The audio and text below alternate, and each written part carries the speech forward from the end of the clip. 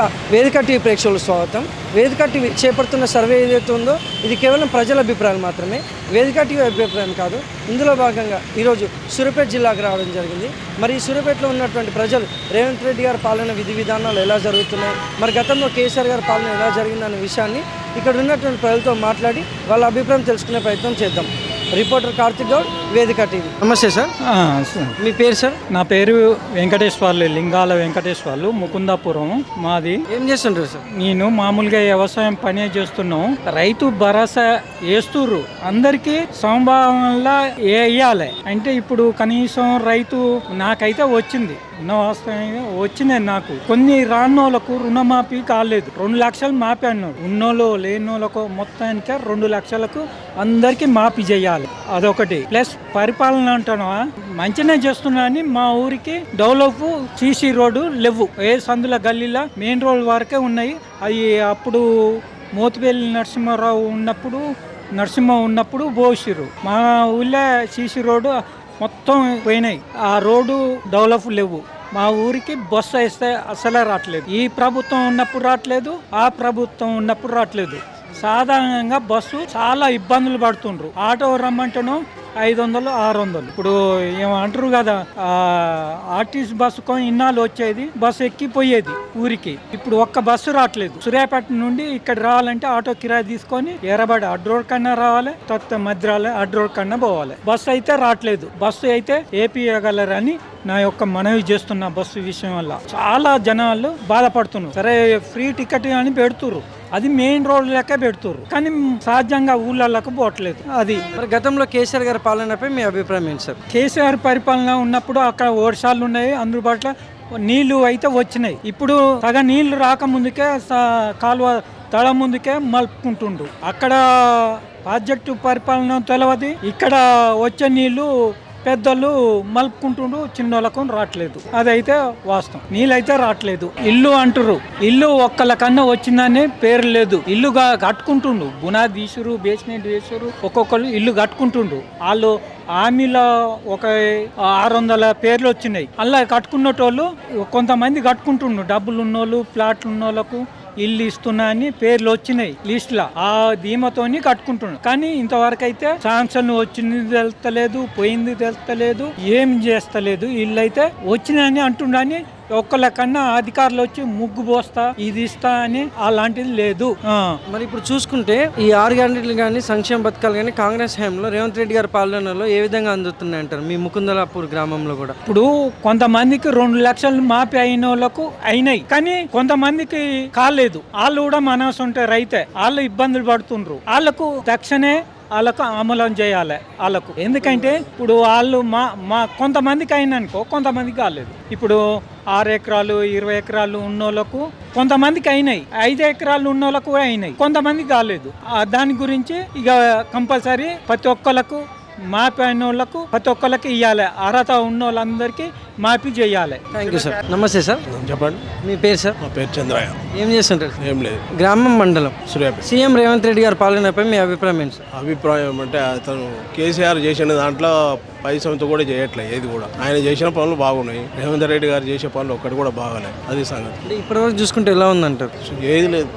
ఎవరు కాదు, ఎవరు నన్ను బాధాలు అడక తిన్నాడు అడిగినా రేవంత్ రెడ్డి చెప్తే తిట్టడం తప్ప తిట్టని వాళ్ళు లేడు రేవంత్ రెడ్డి. మరి గతంలో కేసీఆర్ గారి పాలనపై మీ అభిప్రాయం ఏంటి సార్?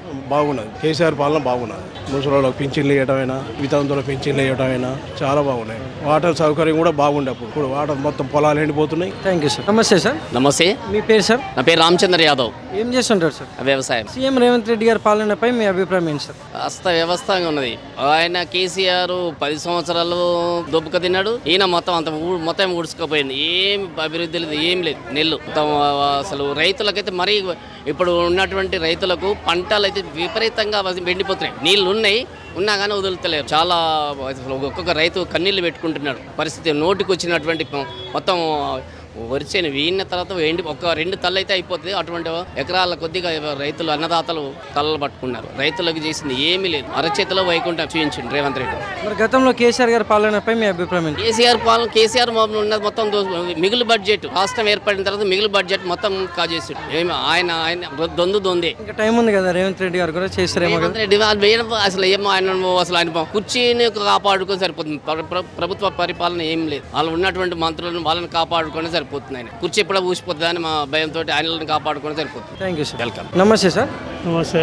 మీ పేరు సార్? మోహన్ రావు. ఏం చేస్తుంటారు సార్? ఖాళీ కిరాణం. గ్రామం మండలం సూర్యాపేట మండలం సూర్యాపేట. సీఎం రేవంత్ రెడ్డి గారి పాలనపై మీ అభిప్రాయం ఏంటి సార్? సూపర్. దేనికే పథకాలన్నీ మంచిగా ఉన్నాయి. నెంబర్ 1 ఉంటాయి. రైతు బంధు కానీ ఏదైనా అన్నీ మస్తు ఉంటుంది.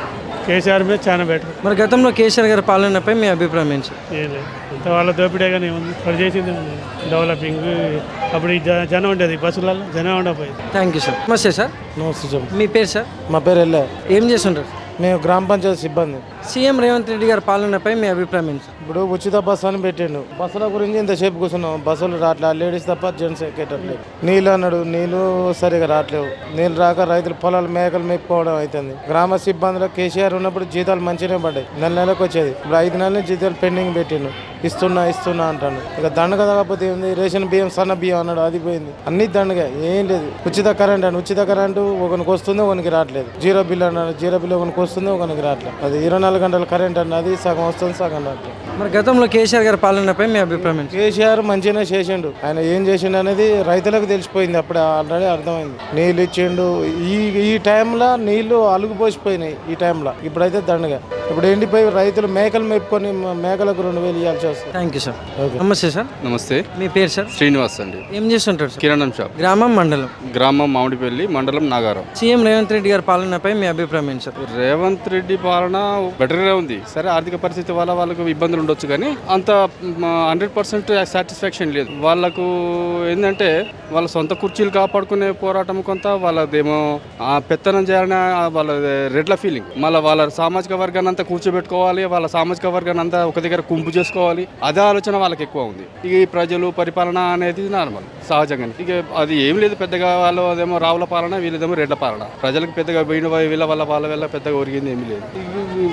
కొంచెం ఏంటంటే వాళ్ళకంటే స్కీములు వాళ్ళవి బాగున్నాయి, కానీ దోపిడీ ఉంది. స్కీములు పెట్టిందే స్కాముల కోసం అన్నట్టుగా ఉంది.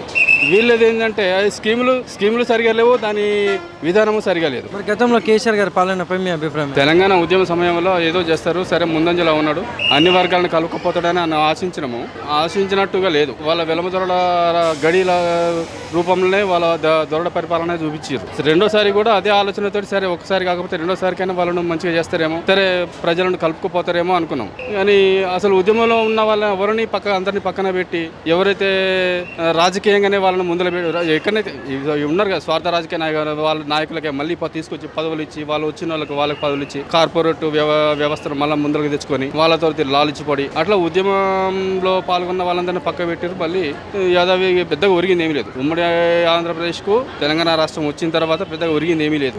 అనుకున్నది ఒకటి, అక్కడ అయింది ఒకటి. వ్యతిరేకతతోటే సరే మళ్ళీ రేవంత్ రెడ్డి ఏం లేదు, రాహుల్ గాంధీ చెప్పిన కొన్ని విషయాలలో కానీ యాక్టివేట్ అయినాము. దాని మీద ఉన్న వ్యతిరేకతతోటి ఇక్కడ వీళ్ళు చెప్పిన మాటలు కూడా ఏంటంటే ప్రజలకు ఉపయోగపడే విధంగా, ఈ కులగణన చేస్తే వీళ్ళ వాటా వీళ్ళకి వస్తుంది, ప్రజల వాటా ప్రజలకు వస్తుంది, ప్రజలు ఒక షేరింగ్, ఎవరైతే పబ్లిక్ షేరింగ్ ఎవరైతే ఉన్నారో వాళ్ళకి సమాన వాటా ఖచ్చితంగా వస్తాయని ఒక నమ్మిరు. రాహుల్ గాంధీ వాళ్ళ చెప్పిన మాటలు నమ్మిరు. ఆ నమ్మకంతో మనం ముందుకు పోవడం జరిగింది. అందరూ సామాజిక వర్గాలు కానీ, ప్రజా సంఘాల వాళ్ళు కానీ, ఉన్నత వర్గాలను కాదని రాహుల్ గాంధీ ఇచ్చిన పిలుపు మేరకు ఆయన కమిట్మెంట్ను కొంత విశ్వసించారు. కాబట్టి ఓట్లు వేయడం జరిగింది, వచ్చింది ఇక్కడ. కానీ ఈ రెడ్లంతా మళ్ళీ గుంపైనారు. అదే ఎప్పుడైతే ప్రభుత్వం వచ్చిందో తద్వారా దాని వెనకమంటే అందరూ రెడ్లందరూ గుంపైనారు. పండుకున్నాడు, నిలబడు, లేచినోడు, సందులో ఉన్నాడు, గొంతులో ఉన్నాడు అంతా మళ్ళీ పదవుల్లోకి వచ్చారు. మళ్ళీ సామాజిక వర్గాలను వెనక నెట్టారు. వీళ్ళది ఏందో వాళ్ళు చూసుకుంటున్నారు, ముచ్చట్లు చెప్తున్నారు, అన్ని ఇది అని అది అని. ఇక వాళ్ళ అది అంతా రెడ్ల ఇదివరకు 70 ఏళ్ళ నుంచి చూసిన కాంగ్రెస్ ఇప్పుడు ఉంది, కనపడుతుంది. పెద్దగా ఏమీ లేదు. ఊహించింది ఒకటి, సరే ఎప్పుడు అట్లా ఉండదులే అనుకున్నాము, కానీ అట్లనే ఉంది. 60-70 ఏళ్ళ కింద ఎట్లా ఉందో దొరల పరిపాలన, వాళ్ళు ఏమీ రూపం మారిరు. వెనకట దొరలు ఉన్నారు, ఆ తర్వాత కార్పొరేట్లు అయినారు, ఆ తర్వాత రాజకీయాల్లో వాళ్ళే ఉన్నారు. ఆ దొరలే రూపం మారి ఇప్పుడు పదవులలో ఉన్నారు. అంతే. పబ్లిక్ ఎప్పుడు అట్లనే ఉన్నారు. Thank you sir.